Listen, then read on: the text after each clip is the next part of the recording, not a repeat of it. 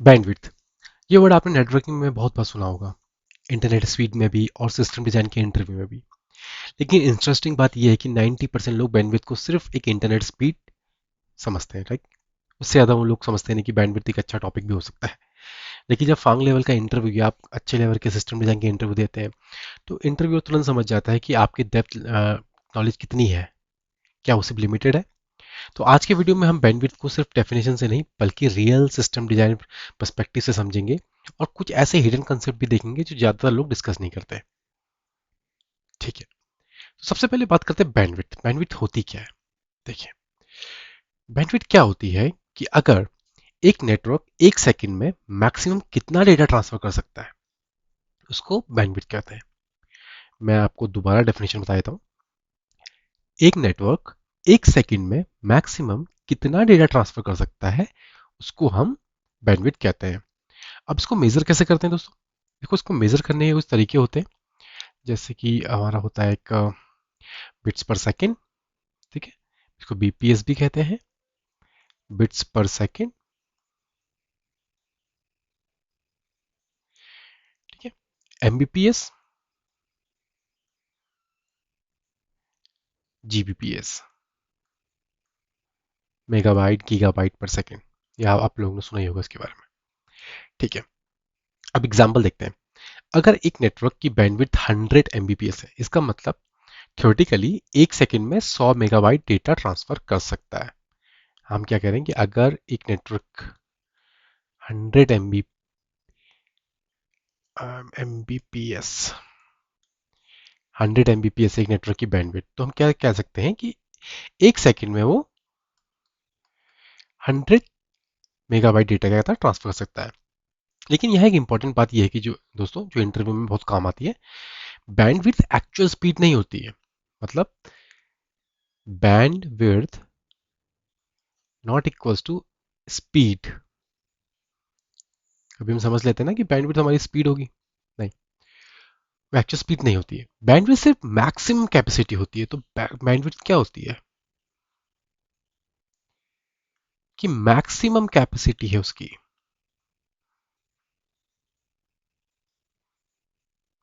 ठीक है, अब एक रियल लाइफ का एग्जांपल लेते हैं। अब सोचिए, वाटर पाइप एनालॉजी समझते हैं। ठीक है, सोचो एक पानी का पाइप है। पाइप जितना मोटा होगा उतना ही सेकंड में पानी फ्लो करेगा। ऑब्वियसली अगर हमारे पास एक मोटा पाइप है, तो अगर पानी हम यहाँ से भेज रहे हैं, तो ये पानी उतना ही ज़्यादा यहाँ से बाहर आएगा। करेक्ट? मतलब हमारा पाइप की विड्थ क्या होगी, यहाँ पर जो पाइप की विड्थ होगी ये हमारी होगी बैंड विड्थ। पाइप की विड्थ हमारी क्या होगी?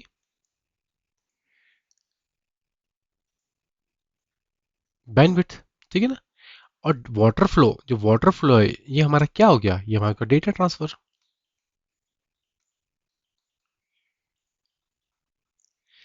ठीक है, तो इस तरह क्या होता है, नेटवर्क में भी बैंडविड्थ लिमिटेड होती है।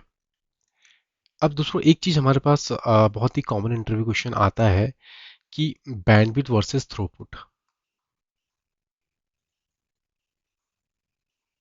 वर्सेस थ्रूपुट, हम पिछली वीडियो में ये डिस्कस कर चुके हैं इस सीरीज में। तो बेसिकली इसका मतलब क्या है?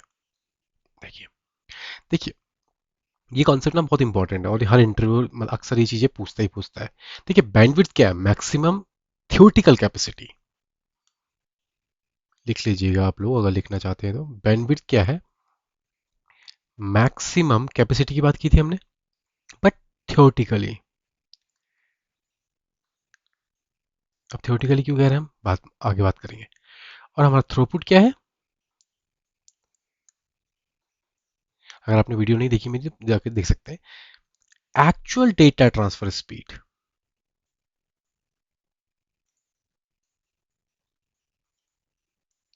एक्चुअल जो डेटा ट्रांसफर हो सकता है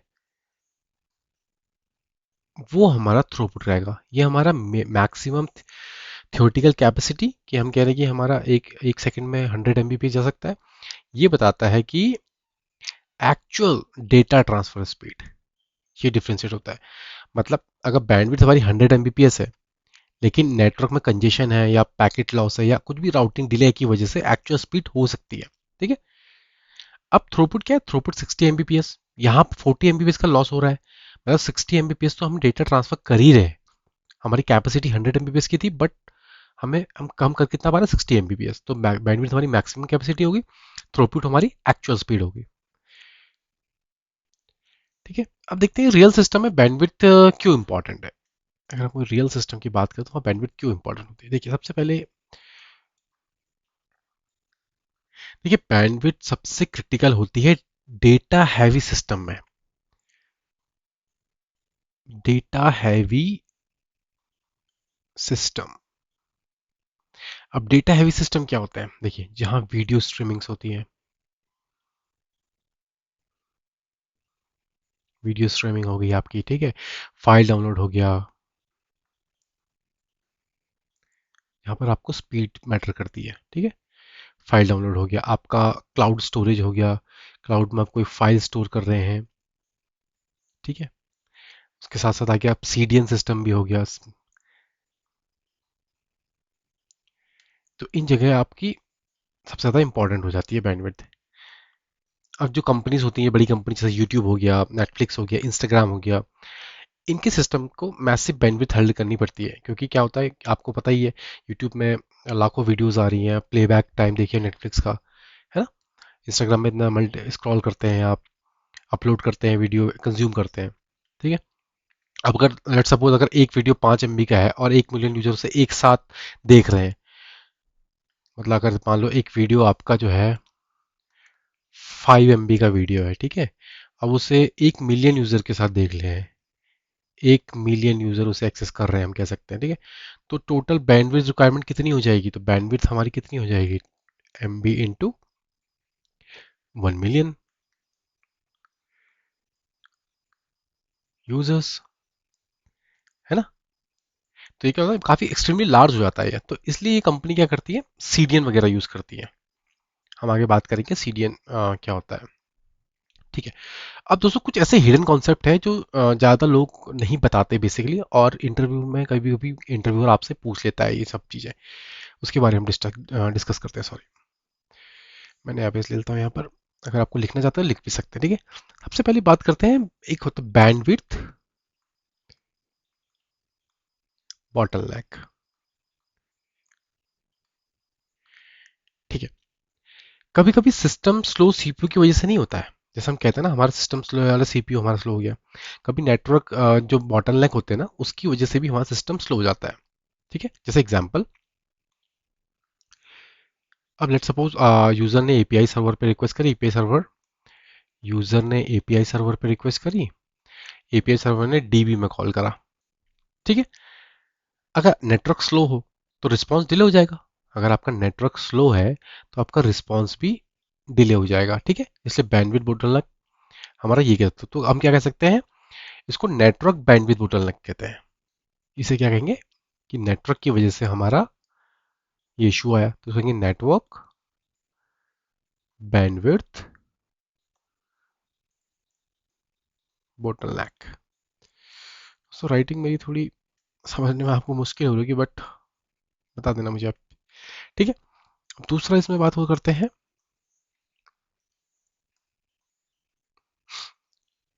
बैंडविड्थ वर्सेस लेटेंसी। ये सब डिफरेंशिएशन आप लोगों को पता होनी चाहिए, ट्रेड ऑफ, ठीक है। अब देखिए बैंडविड्थ और लेटेंसी है ना, दोनों अलग अलग चीजें हैं, ठीक है। जैसे एग्जांपल, अगर एक ट्रक हाईवे पे मान के चलो आप 100 बॉक्सेस लेके जा सकता है, ठीक है, बट अगर डिस्टेंस 1000 किलोमीटर है तो टाइम लग जाएगा उसे, ऑब्वियसली, है ना। मानो एक ट्रक था, एक ट्रक है लेट सपोज, ठीक है, एक हाईवे पे वो 100 बॉक्सेस ले जा सकता है, 100 बॉक्सेस वो ले जा सकता है, ठीक है।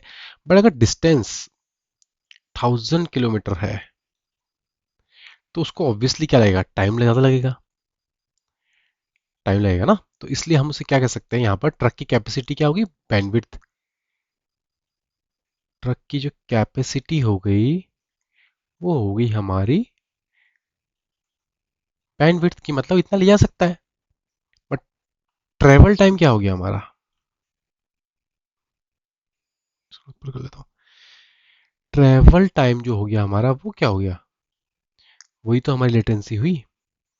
लेटेंसी मैंने समझाया था ना पर कि रिक्वेस्ट जा रही है और रिस्पॉन्स आ रहा, तो इसके बीच का जो टाइम होता है उसी को लेटेंसी कहते हैं। तो ट्रक 100 बॉक्सेस 1000 किलोमीटर ले जा रहा है, तो ट्रक की कैपेसिटी कितनी होगी? उसकी बैंडविड्थ होगी, और जो ट्रैवल टाइम हो गया उसकी लेटेंसी हो गया। तो इसलिए क्या होता है कि कभी कभी हाई बैंडविड्थ होने के बाद भी रिस्पॉन्स स्लो हो जाता है। समझ गए? आपका बैंडविड्थ तो अच्छी है, बट फिर भी जैसे टाइम ट्रेवल जैसे ट्रक के केस में ज़्यादा था, इसलिए लेटेंसी वहां पर ज़्यादा थी। तो इसलिए हम कह सकते हैं कभी कभी उसके बेसिस पे भी रिस्पॉन्स स्लो हो जाता है। ठीक है। तो तीसरे की बात करते हैं हम यहाँ पर। एक होती है बर्स्ट बैंडविड्थ।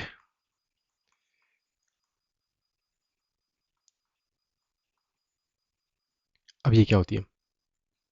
देखिए, क्लाउड सिस्टम में ना एक इंटरेस्टिंग सा कॉन्सेप्ट होता है। कभी कभी सिस्टम क्या होता है ना, टेम्परली ज़्यादा बैंडविड्थ यूज नहीं यूज कर सकता है। मतलब सिस्टम क्या करता है क्लाउड में, कभी कभी ज़्यादा बैंडविड्थ को यूज कर लेता है। इसी को हम बर्स्ट बैंडविड्थ कहते हैं। ठीक है। इस ये बेसिक स्पेशली ना ये क्लाउड प्रोवाइडर्स उनमें होता है ये। क्लाउड में ये सिस्टम में ज़्यादातर ये चीज़ें होती हैं। कभी कभी सिस्टम क्या करता है, टेम्परेली ज़्यादा बैंडविड्थ यूज़ कर लेता है। उसी को हम बर्स्ट बैंडविड्थ कहते हैं। एक होता है बैंडविड्थ एम्पलीफिकेशन प्रॉब्लम।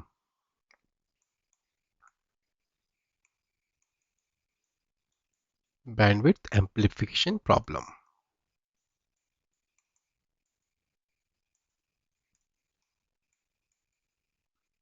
ठीक है। अभी क्या होता है,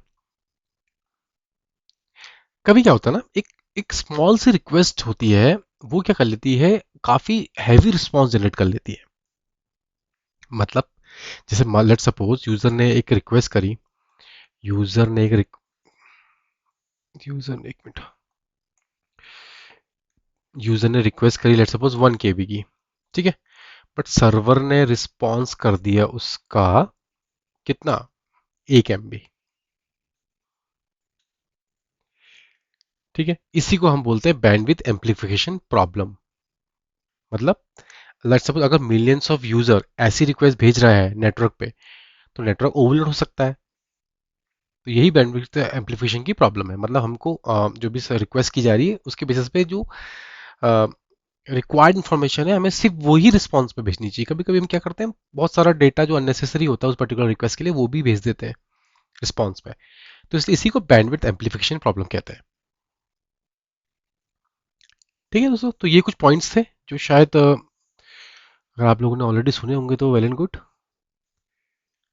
ओके, अब डिस्कस करते हैं हम कुछ अलग चीज। ठीक है। अब अगर आपको इंटरव्यूअर पूछता है कि बैंडविड्थ को कैसे ऑप्टिमाइज कर सकते हैं, ऑप्टिमाइजिंग बैंडविड्थ। होप दोस्तों आप लोगों को समझ में आ रहा होगा मेरी राइटिंग। देखिए, इंजीनियरिंग में ना कुछ टेक्निक्स होती है जिसके थ्रू हम लोग बैंडविड्थ को ऑप्टिमाइज कर सकते हैं। ठीक है। जैसे हम बात करते हैं पहले कंप्रेशन, अपने कंप्रेशन के बारे में आप लोगों को पता होगा। कंप्रेशन जैसे हम लोग क्या करते हैं, कलर चेंज कर लेता हूँ। कंप्रेशन में सिंपल हमारा जैसे हम जिप फाइल बना लेते हैं, जैसे डेटा ट्रांसफर कंप्रेस करना होता है, जैसे एग्जांपल जी वगैरह यूज़ कर लेते हैं। ठीक है, ये हो गया हमारा कंप्रेशन। ठीक है। फिर हम जब मोस्टली केसेस में आप देख लीजिए CDN यूज़ करते हैं। CDN क्यों यूज़ करा जाता है? तो जितना कंटेंट आपका यूज़र के पास होगा उतना जल्दी आप उसको एक्सेस कर पाएंगे, है ना, उतनी जल्दी हर चीज़ बैंडविड्थ भी आपकी ऑप्टिमाइज रहेगी।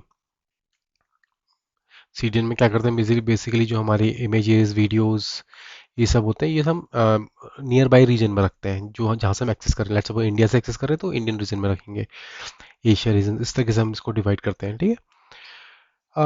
एक इंपॉर्टेंट कॉन्सेप्ट उसमें और आता है कैशिंग का। ठीक है। जो भी हमारा रिपीटेड डेटा आ रहा है उसको कैश कर लो। इससे तो कैसे क्या होगा, इससे क्या होगा, जो हमारी लेट सपोज अगर कुछ क्वेरीज हम DB में परफॉर्म कर रहे थे, बट वो सेम रिपीटेड क्वेरीज है, तो उसको हम क्या करेंगे, अपनी कैशिंग में डाल देंगे, कैशिंग लेयर में। कैशिंग लेयर से हम उसे एक्सेस करते रहेंगे। इससे भी हमारी बैंडविड्थ क्या होगी, ऑप्टिमाइज हो जाएगी। चौथा होता है इसमें CDN में आप देखेंगे तो आप डेटा चंकिंग। आपने बहुत बार देखा होगा डेटा ट्रांसफर वगैरह हम करते हैं तो हम उसे चंक्स में करते हैं। ठीक है, जितने भी लार्ज फाइल है उनको क्या करो, आप स्मॉल पीसेस में सेंड करो।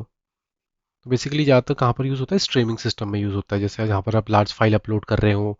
ठीक है, वीडियो प्लेबैक, बहुत चीज़ें इसमें होती है। तो दोस्तों लास्ट हम इसमें बात करेंगे कि अगर इंटरव्यू में आपसे पूछा जाता है इस चिप्स के बारे में, तो आप इसे कैसे बोल सकते हैं, कैसे आप इसको आंसर कर सकते हैं। मतलब अगर इंटरव्यू पूछता है आपसे कि बैंडविड्थ सिस्टम डिज़ाइन में क्यों इंपॉर्टेंट है, तो आप सिंपल से इसको अच्छे से स्ट्रक्चर करके आज का आंसर दे सकते हैं। पहले आप उसके डेफिनेशन पे जाएंगे। ठीक है, कि बैंडविड्थ क्या होती है। उसके बाद अगर आप उसमें थ्रूपुट वाला डिफरेंसेस डाल देंगे, क्योंकि बहुत लोगों को कन्फ्यूज़न होता है थ्रूपुट में और आपके बैंडविड्थ में। ठीक है, फिर आप उसमें रियल सिस्टम डिज़ाइन करेंगे उसका, इसके बेसिस पे कितने हमारे यूजर्स हैं, बैंडविड्थ ऑप्टिमाइजेशन, लेटेंसी, इन सब की बात करने के बाद फिर आप कहेंगे इसके ऑप्टिमाइजेशन टेक्निक्स में चले जाएंगे। इस तरीके से आपको अपना इंटरव्यू में फ्रेम करना होता है अपने आंसर को। ठीक है, तो दोस्तों ये सिस्टम डिजाइन में एक बैंडविड्थ का एक फंडामेंटल कॉन्सेप्ट है, लेकिन सिर्फ डेफिनेशन समझना काफ़ी नहीं है। आपको समझना होगा बैंडविड्थ के बॉटलनेक्स क्या क्या होते हैं, उसके लेटेंसी ट्रेड ऑफ्स क्या होते हैं, रियल प्रोडक्शन चैलेंजेस क्या आते हैं। ठीक है दोस्तों, तो नेक्स्ट वीडियो में हम कुछ और इंपॉर्टेंट कॉन्सेप्ट के बारे में बात करेंगे। होप अगर आपको वीडियो अच्छा लगा हो तो प्लीज़ लाइक एंड सब्सक्राइब, और मिलते हैं आपको नेक्स्ट वीडियो में। Thank you.